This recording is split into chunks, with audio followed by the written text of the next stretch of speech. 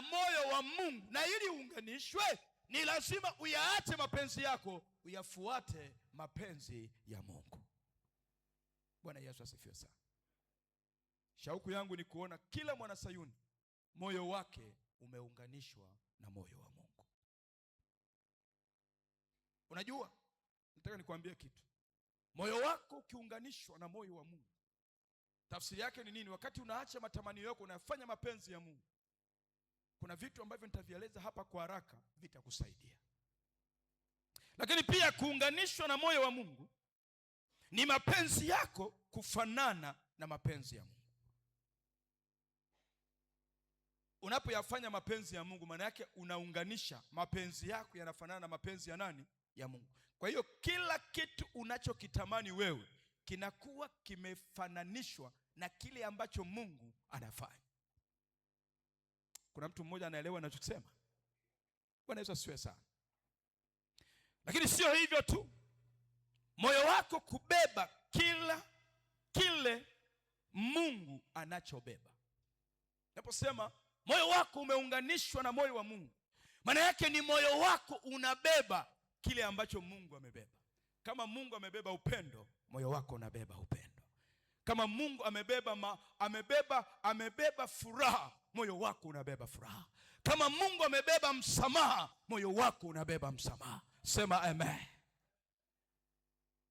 Kwa hiyo unaposema moyo wako kuunganishwa na moyo wa Mungu, ni somo la muhimu sana kwenye maisha ya Mkristo.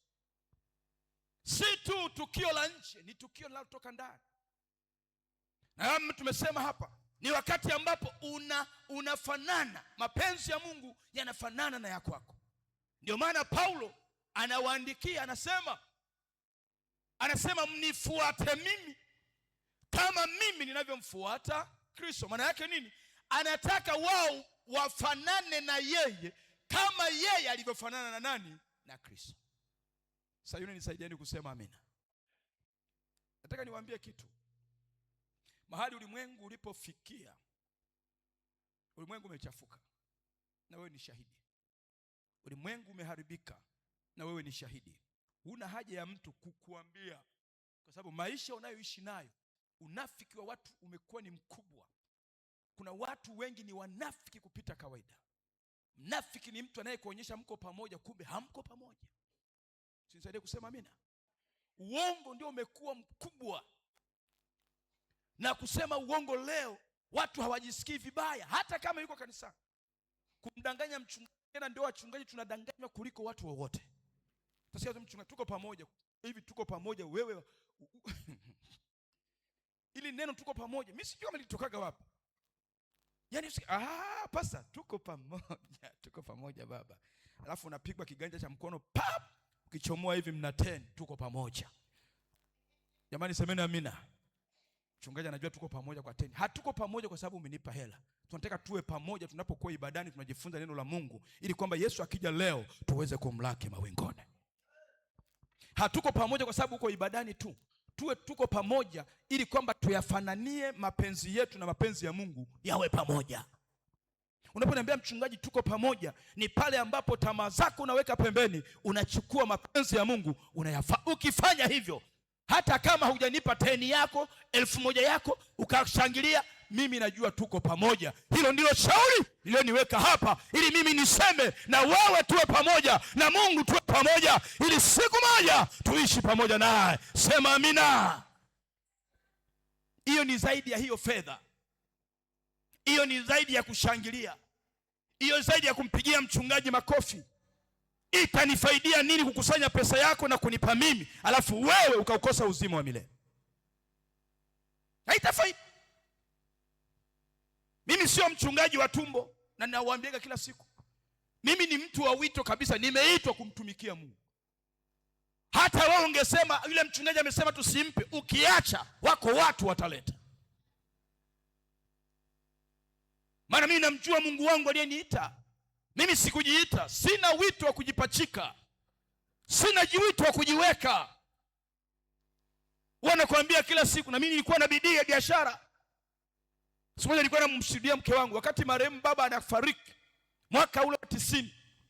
Mimi nilikuwa na kibanda tayari cha duka pale nauza. Jamani semeni amina. Pamoja na udogo na wala sijaoa, lakini nilikuwa mjasiriamali, nimefungua pale. Nina mitumba nimetereka pale nyumbani, nina sukari, nina karanga. Nikamwambia mke wangu, ule mtaji wangu uliisha siku ya msiba. Maana yake waliokuwa msibani, yani sukari nilikuwa ni kuchota tu wanaenda kutumia, mpaka biashara ikafa.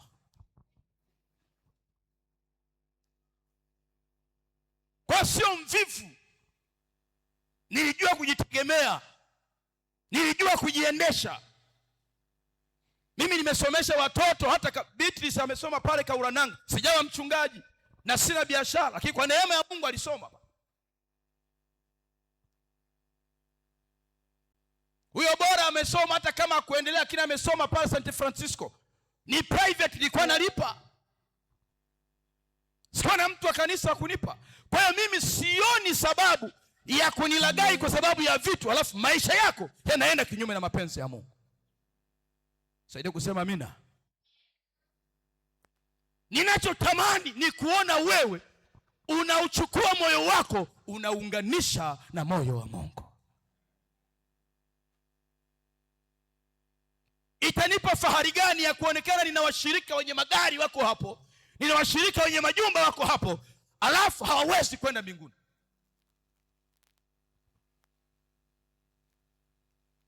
Ndio maana nikasema kuunganishwa moyo wako na Mungu ni muhimu.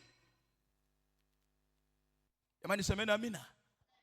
Unajua kuna wachungaji wengi, mtu mmoja akaniambia ile Jumatano, akaniambia pasa, kwa kweli ni wachungaji wachache wanaohubiri kweli leo, kwa sababu wengi wanaogopa wakihubiri kweli watakufa njaa.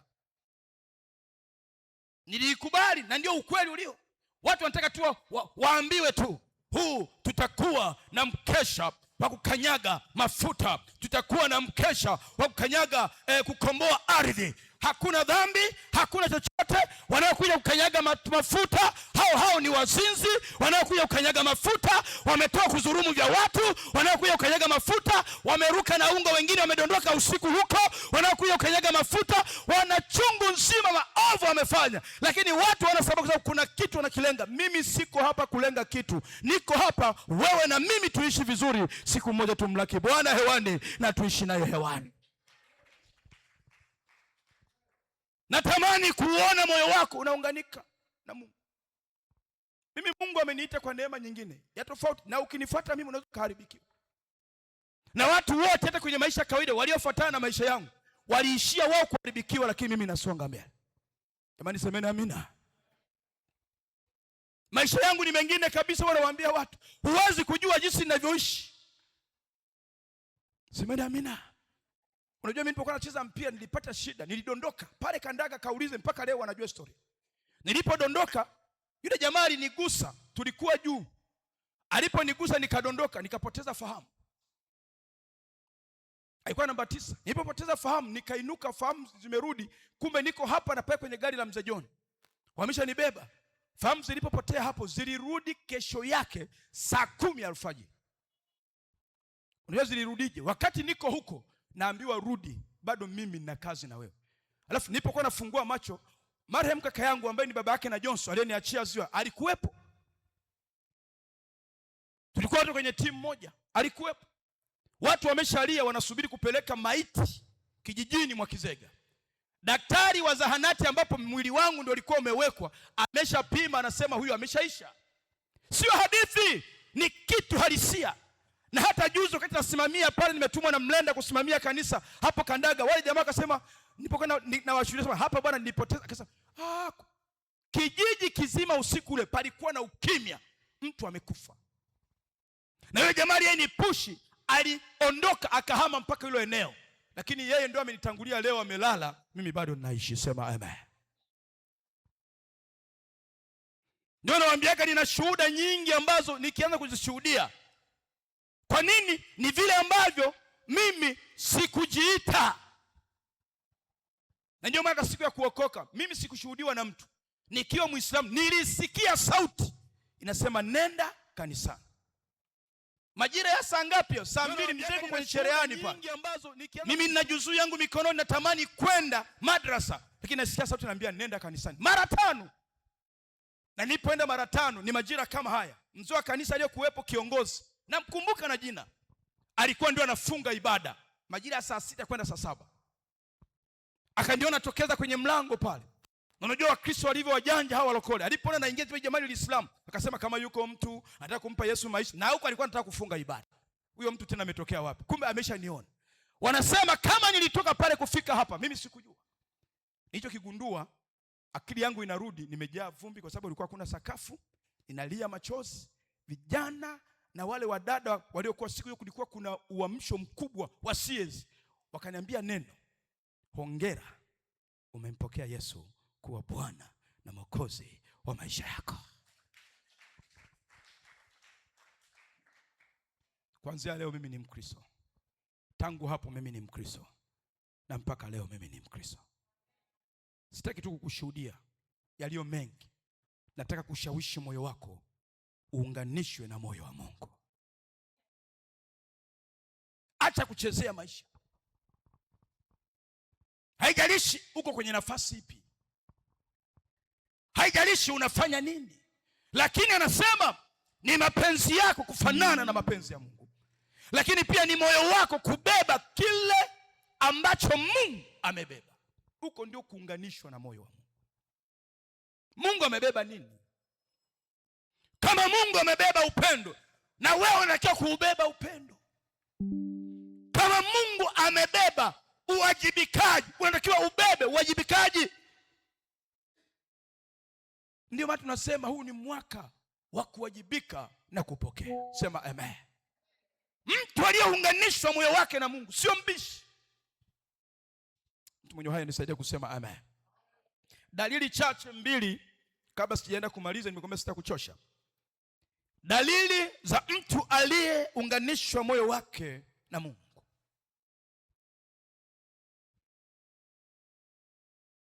Dalili za mtu ambaye moyo wake umeunganishwa na Mungu. Moja,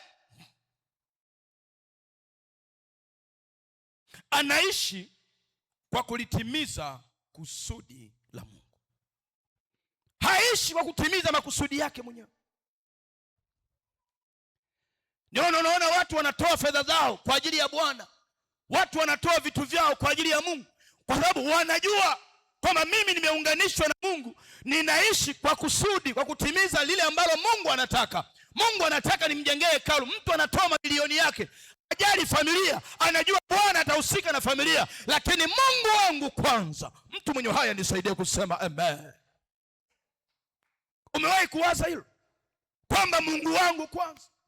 Lakini mtu ambaye, dalili za mtu aliyeunganisha moyo wake na Mungu, hana cha kwake, alicho nacho ni cha Mungu pia. Msomaji wa Filipi sura ya 2 mstari wa 3. Niwekee tafadhali. Filipi sura ya 2 na ule mstari wa 3. Nashukuru sana leo. Naona kuna utulivu mzuri sana. Naamini Roho Mtakatifu kuna kazi anafanya katika mioyo yetu. Niwekee hiyo 2:13 wa Filipi. 2:13. Sio 3. Niwekee 2:13. Niwaishie kidogo tafadhali.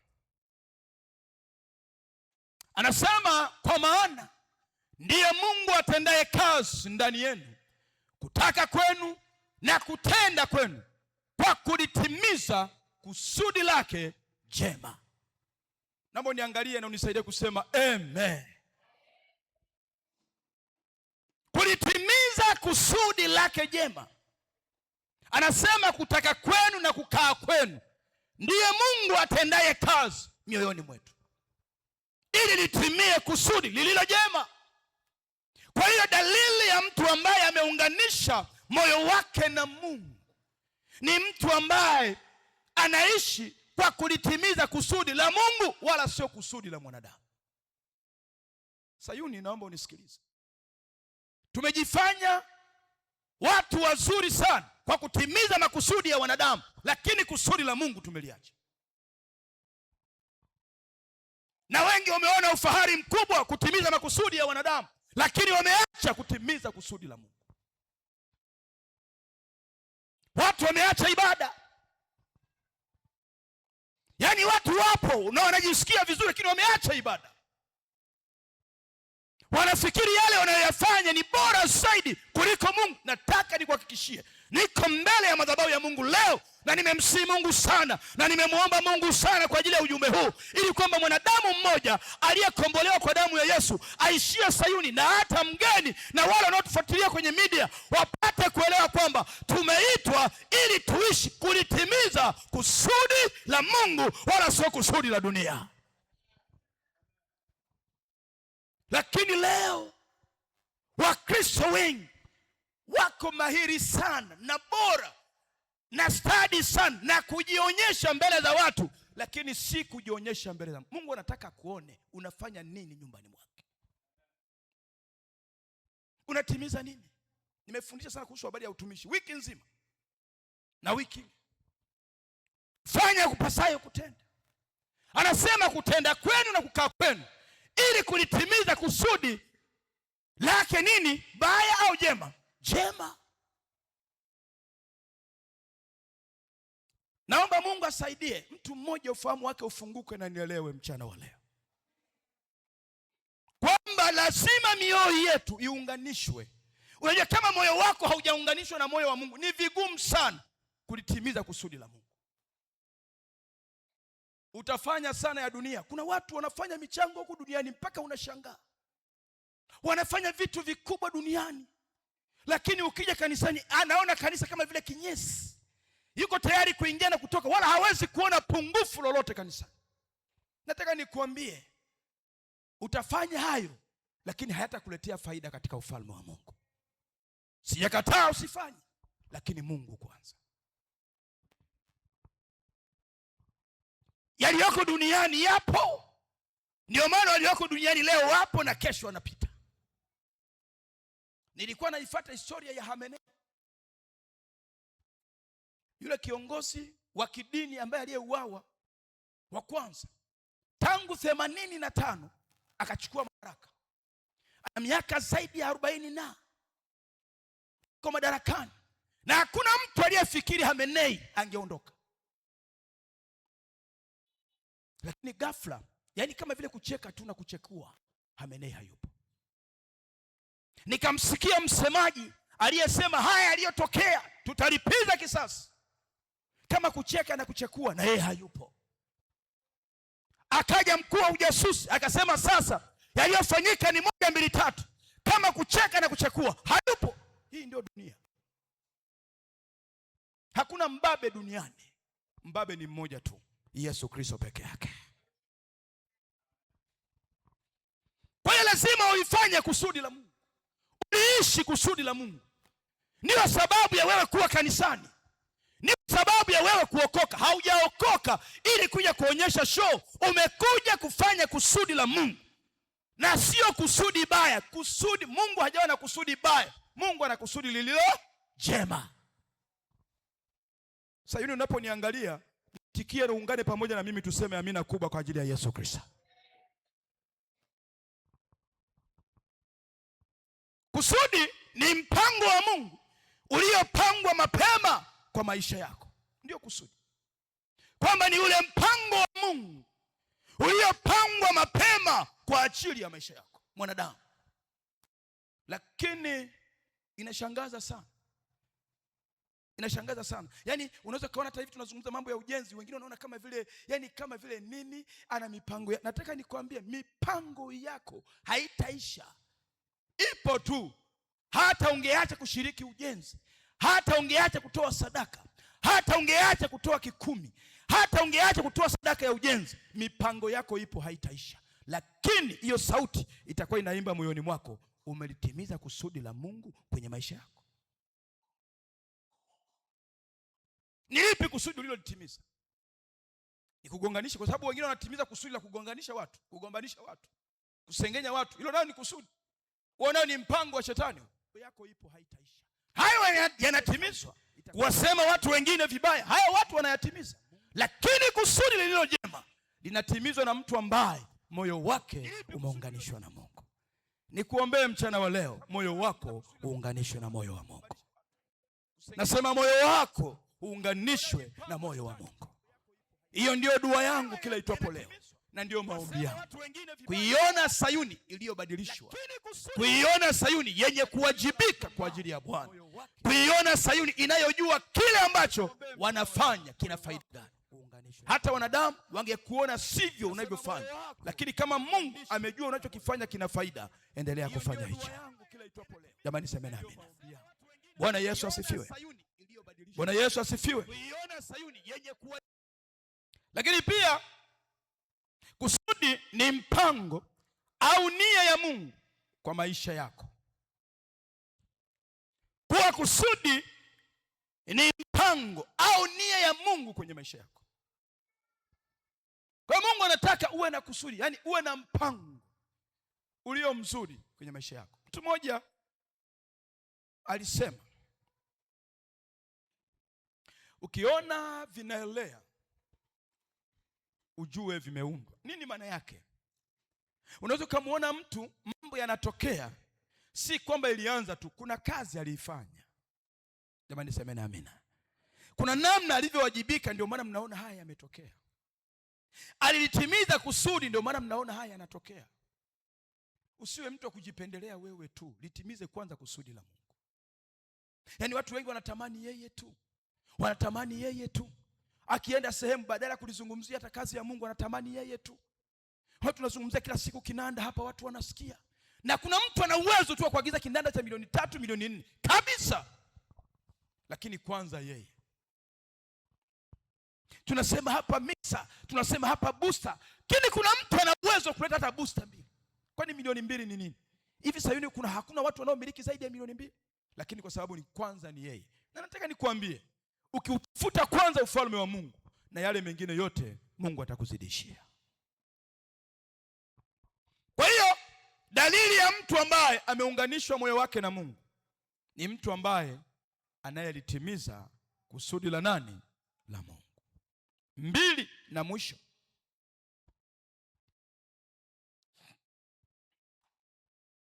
anatii sauti ya Mungu na kuifuata.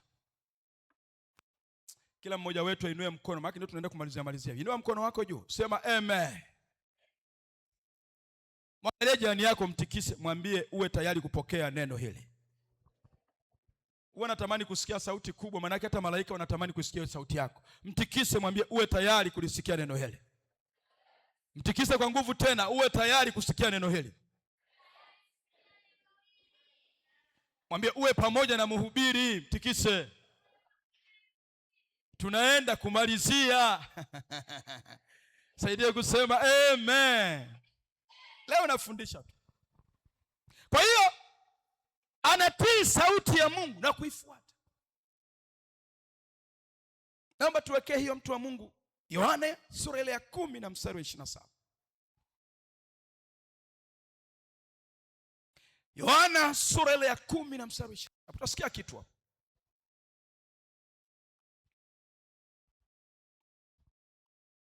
Anatii sauti ya Mungu na kuifuata. Unajua, naomba niseme hata kabla sijasoma, tuwekee tu, mtu wa Mungu. Unajua kuna watu wengi wanaonyesha utii lakini hawafuati. Mimi najua mko hapa ndugu zetu ambao mnafanya kwenye eneo la jeshi, ima la polisi, jeshi la wananchi, vyovyote vile. Kitu kikubwa mnachokifahamu, siwezi kujua sana kwa sababu mimi siko kwenye sekta hiyo, lakini watu hawa ni watii, si kuishia kutii tu, wanafuata kile ambacho walichoamrishwa kufanya. Hiyo ndio sifa moja ya mwanajeshi, na hayo ndio maadili ya mwanajeshi, kwamba hakuna maulizo, hakuna hoja, likizungumzwa inakuja ndio afande, kuishiria. Na haishii tu ndio afande, kinachofuata lazima miguu yake ianze mbele, tembea, kwa, anaondoka. Haya ndio maisha. Sasa anasema ili tujue moyo wako umeunganishwa na Mungu, ni lazima uwe unatii sauti ya Mungu na kuifuata. Asante. Kondoo wangu waisikia sauti yangu, nami na wajua, nao wanifuata. Mwenye uhai aseme amen. Kondoo wangu, mimi ni kondoo wa Yesu, na hata wewe ni kondoo wa Yesu Kristo. Anasema wanaisikia sauti, nao wanamjua yule anayesema. Naomba kuna mambo matatu makubwa hapo yashike sana. Unaweza ukamtii mtu lakini usimjue wala usimfuate kule anakokwenda. Utii wako ni nusu, haujatimia. Utii lazima una mambo matatu: umjue huyu anayesema na kisha umfuate huyu anayesema. Ndio maana Yesu anawaambia wanafunzi wake, lakini pia walikuwepo Mafarisayo. Kumbuka hii ni Injili ya Yohana, ni kitabu ambacho mara nyingi napenda kukumbusha uwe kanisa la mwanatheolojia ya kwamba ni kitabu cha usia. Yesu anamaliza safari yake duniani, ile miaka 3.5 anataka kuikamilisha. Kitabu hiki yalikuwa maneno ya mwisho ya Yesu, anaendelea kuwatia moyo wanafunzi ambao waliposikia kwamba anaondoka, hofu zilikuwa kubwa sana kwenye mioyo yao. Sasa anasema mimi kondoo wangu waisikia sauti yangu. Hawaishii tu kusikia sauti, nami nawajua. Tafsiri yake na wao wananijua, lakini pia nao wananifuata. Niulize swali, utajibu kwa wakati wako kwenye moyo wako, na hapa utakuwa na majibu. Je, unaisikia sauti ya Mungu na kuifuata? Majibu unayo. Yamesema mangapi madhabahuni kwa Bwana? Umefuata mangapi? Umetii mangapi? Na ni mangapi umeyafuata? Tangu ulipookoka ni mangapi umeyafuata? Maana yake nini? Ni mangapi umeyatekeleza yaliyosemwa? Nataka nikwambie, niliwaambia watu ile Ijumaa, nitakuwa na wiki kama 3 sitahubiri tena msisimko. Nataka nifundishe, Roho Mtakatifu ameniambia. Vitu hivi watu wengi kwenye msisimko hawapokei chochote, wanaondoka tu, nigonge nisigonge, tulicheka, imeisha. Lakini nataka nikwambie vitu ambavyo vitakusaidia. Yamkini mwingine leo ataondoka hapa, mchungaji leo alicheza sana, basi hilo ile ni sehemu yangu. Mimi nimefanya sehemu yangu mbele za Mungu, nawajibika kwa Bwana. Siangalie cheo, siangalie nafasi, siangalie uchungaji. Bado mimi mbele za Mungu ni Joshua tu yule. Hizo habari za nafasi ni zingine. Kwa hiyo na mimi ninapoingia kanisani ndio mshirika wa kwanza. Kama mshirika wa kwanza lazima nifanye nyumbani mwa Bwana kama mshirika wa kwanza. Ndio maana ninacheza, nitafurahi, nitapiga kigeregere, lakini ukinikuta huko nje nina heshima zote, lakini hapa kila kitu ninavua. Mimi ni mshirika, nitafanya mbele za Bwana. Ikibidi kugaagaa, nitagaagaa. Ikibidi kupiga kelele, nitapiga kelele. Ikibidi kuja hapa pamoja na vijana wangu, nitakuja hapa. Sio lolote wala chochote, yuko aliye juu yangu, mwenye mamlaka, mwenye uwezo. Huyo ndio kila kitu kwenye maisha yangu. Ndio maana nikifika kwake ninainua mikono namna hii. Wanajeshi, mnajua nimesarenda ya kwamba sina silaha, msiniue. Bwana, nimekuja kwako, nihudumie, nifinyange. Niko mikononi mwa mfinyanzi. Mimi sio lolote. Mfinyanzi anajua jinsi gani atakavyoniweka, anigeuzie kushoto, anigeuzie kulia. Mimi ninakubali. Ndio maana mnaona askofu anakuja, anacheza, nyewe mnafurahi. Usiondoke na hilo. Na wewe ni lipi umewajibika? Heshima yako sio kitu. Jamani, mimi nina heshima. Sinaondoka tukienda kwenye maziara, ninavyopokelewa,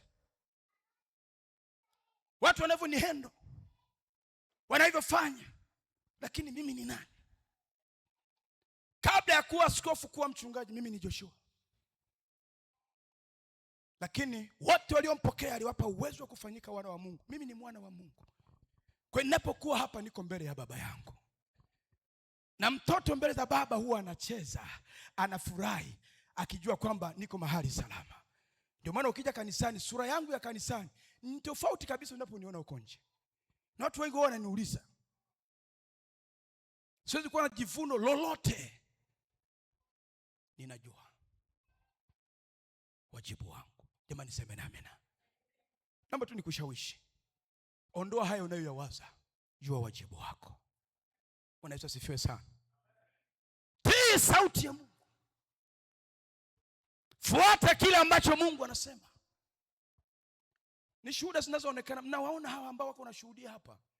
Mtu anafukuzwa kazi, haipiti muda amerudisha kazini. Ni kitu kigumu. Walioko serikalini mnajua, sio mimi, mnajua mtu akishaondolewa kazini kurudi tena huwa ni ngoma nzito. Alafu mtu unarudishwa kazini, hujaandika barua, hujafanya chochote. Hebu sikia hapa, mtu anakwambia nilikuwa naangalia ofa zao. Unajua niyo kitu Yaani ni namna ambavyo Mungu anahusika, si kwa 100%. Unaipiga 100 mara 100 mara 100 mara 100, haina hesabu kwamba Mungu amehusika.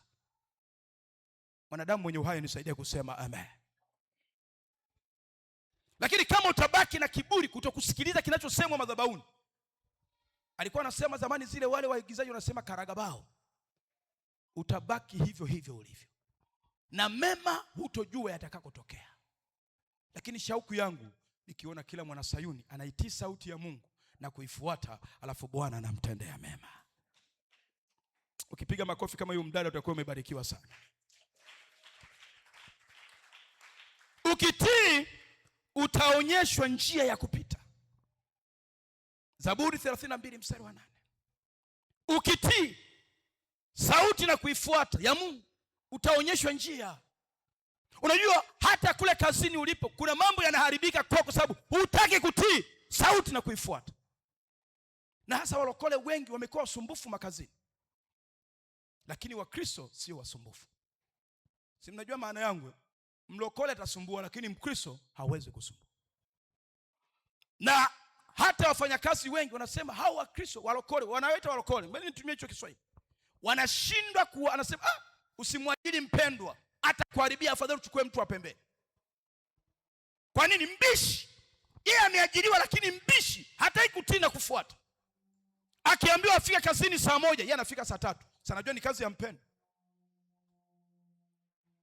Mpendwa akimwondoa sema Wakristo wenyewe hawatuoni, wanaajiri watu wengi. Kumbe ni kwa sababu wewe haujui wajibu wako, umeshindwa kutii na kufuata kile kinachozungumzwa. Sasa yule nisaidieni kusema amina. Tunabaki Wakristo tuna maisha ya chini, wanaokuja kufaidika kwenye vitu vya Wakristo ni watu wengine. Lakini tunajiuliza swali, ni kwa nini? Kumbe ni kwa sababu yetu sisi Wakristo wenyewe.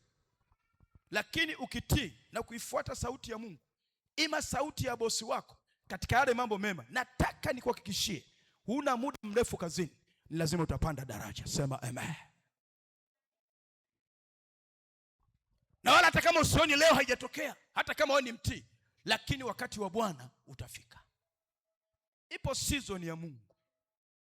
Nyakati zote ziko mikononi mwa Mungu. Na Mungu ndiye anayefanya kwa wakati. Usisahau, unganisha moyo wako na moyo wa nani? Wa Mungu. Na dalili ya pili na ya mwisho, utii sauti ya Mungu na kuifuata. 32:8. Nitakufundisha na kukuonesha njia utakayoiendea. Nitakushauri na jicho langu likikutazama. Hebu sema amen. Sayuni sema amina. Unajua heri mwisho kuliko mwanzo. Tega sikio lako vizuri sana. Anasema nitakufundisha na kukuonyesha njia utakayoiendea. Na nimesema ukitii sauti ya Mungu utaonyeshwa njia. Ukifuata tu, kwa sababu kama unamfuata Mungu utaonyeshwa njia. Biblia inasema nini? Na ishara hizi zitafuatana nao waaminio. Sasa ukishaonyeshwa njia, kuna vitu vitafuatana na wewe. Unataka mume, anafuatana, anakuja. Wala hutokuwa na haraka. Jamani semeni amina. Hutoanza kwenda paka waganga asubuhi tumefundishwa hapa. Hutamwacha Mungu. Utajua hitaji lako la kwamba linategemezwa na Mungu. Tumefundishwa asubuhi kwamba shoka, kile chuma cha shoka. Chuma, sio ule mti. Chuma kilidumbukia chini ya mto. Jamaa wakawa analia, jamaa akachukua tu mti, akapiga hapa kicho kitumbukia. Chuma kikapanda juu, kikaelea. Hakuna lisilowezekana kwa Mungu. Kila jambo kwa Mungu linawezekana, lakini lazima uonyeshe njia ya kupita. Haya ninayokufundisha hapa ndiyo njia ninayokuonyesha. Pitia hapa ili ufikie pale unapopataka.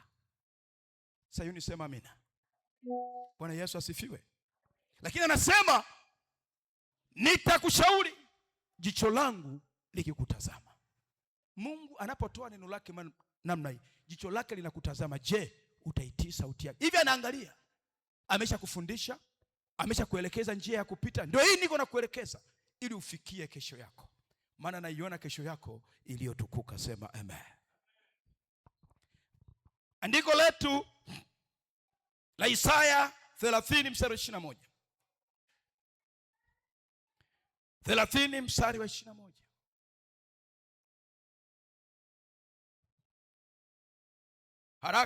Haraka sana, tuwekee hiyo tafadhali. Anasema, na masikio yako yatasikia neno nyuma yako likisema, njia ndiyo hii, ifuateni. Mgeukapo kwenda mkono wa kulia na mgeukapo kwenda mkono wa kushoto. Kuna sauti inakwambia elekea huko. Nataka unapoishi uisikie hii sauti. Ni sauti ya Mungu. Inakwambia hichi unachokifanya sio sahihi. Njia unayotakiwa kuifuata ni hii. Bwana Yesu asifiwe sana. Niombe tusome andiko letu la mwisho, Isaya 48 na mstari wa 17.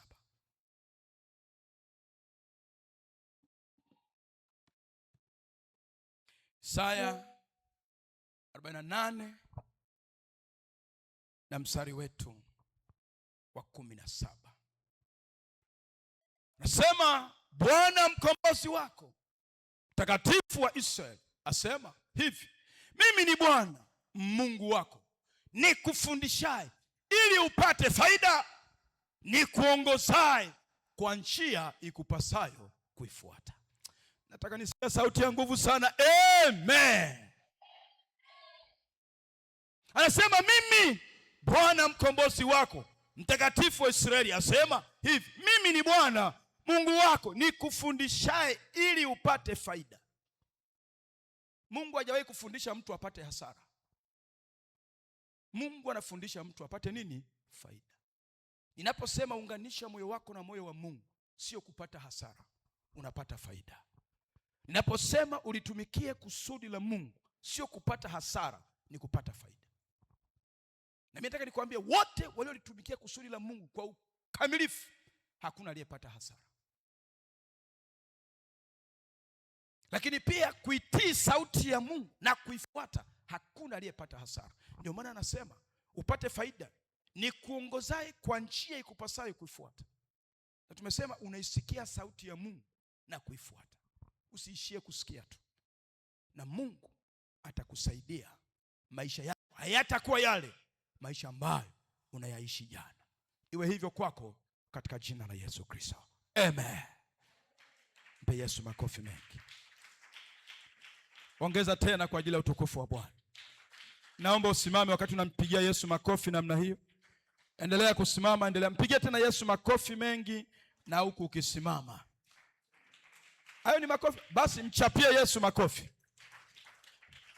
Katika wale waliokuja Jumatano, Ijumaa wanajua tumegeuza neno kupiga makofi. Nasema kupiga haina nguvu sana. Lakini ukisema kuchapa, ukisikia mzazi anachapa mtoto, kila mtu anashtuka. Sasa sisi tunamchapia Yesu makofi. Hebu tumchapie Yesu makofi ya nguvu. Niombe tuabudu kwa dakika chache na tumshukuru Mungu na milango yetu ikiwa imehifadhiwa. Wa thamani. Haleluya. Yesu wa thamani. Wa thamani. Haleluya. Zaidi ya vyote, maana wewe ni bora kuliko vyote. Wa thamani. Yesu wa thamani. Wa thamani. Wa thamani. Yesu wa thamani. Wa thamani. Wa thamani. Zaidi ya vyote. Bwana wewe ni bora kuliko vyote. Wa thamani. Wa thamani. Yesu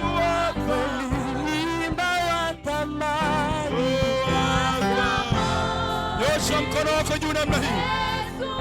Funika macho yako tena.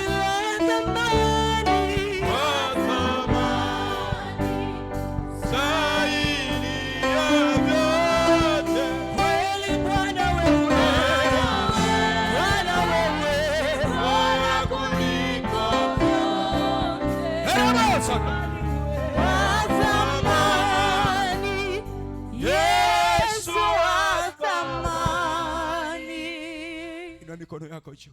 Rakabashakata. Wewe ni Bwana, Mfalme mwema. Wewe ni wa thamani kuliko chochote. Tumejifunza kuunganisha mioyo yetu na moyo wako, tukaona ni kulibeba lile ambalo Bwana umelibeba, lakini pia ni kuyafananisha mapenzi yetu na mapenzi yako, lakini pia tukaona ni kuyafanya mapenzi ya Mungu na kuyaacha mapenzi yetu. Tumeziona dalili za mtu aliyeunganisha moyo wake na moyo wako. Yesu kata tikato liboboshakata.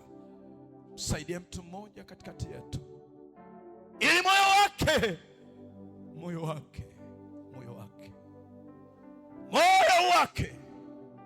Yesu ni kutii, ni kufanya, kutimiza kusudi la Mungu katika maisha, ni kuitii sauti ya Mungu na kuifuata. Ni nani miongoni mwetu moyo wake bado ni mzito kuifuata sauti ya Mungu na kuitii? Anasema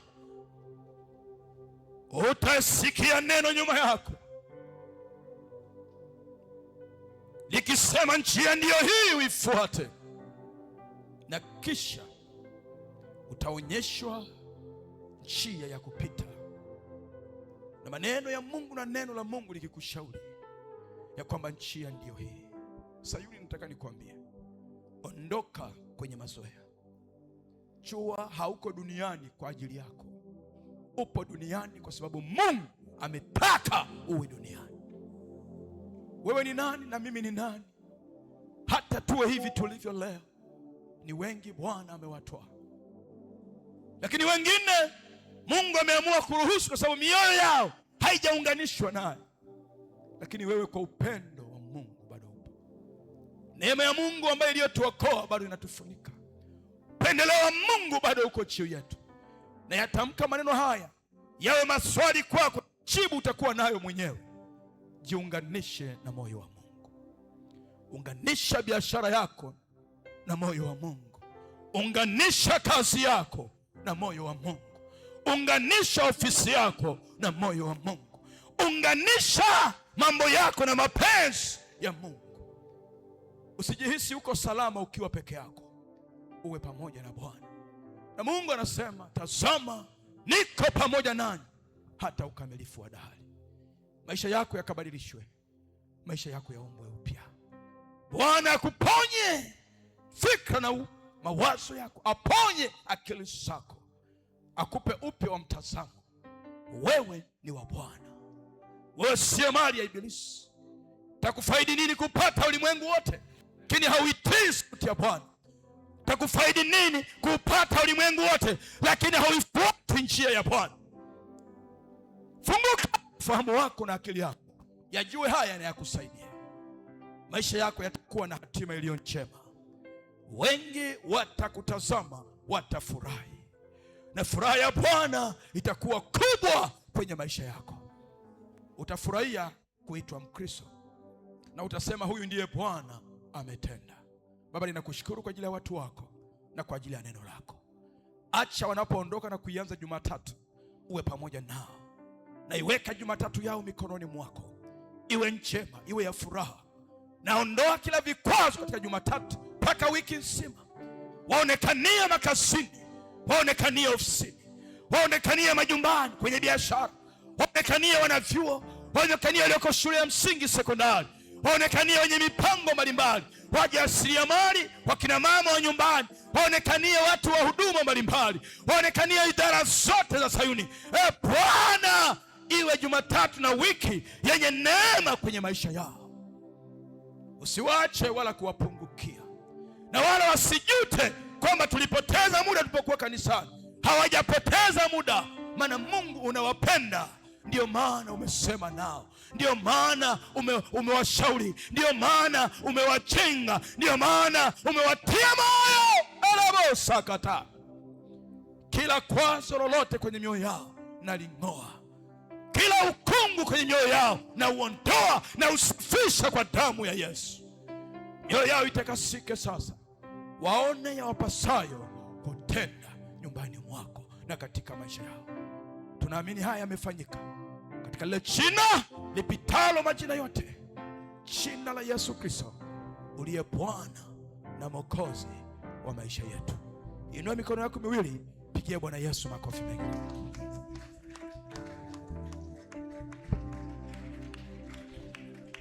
Cha kutumaini sina ila damu yake Bwana, sina wema wa kutosha dhambi zangu kuziosha, kwake Yesu nasima, ndiye mwamba ni salama, ndiye mwamba ni salama.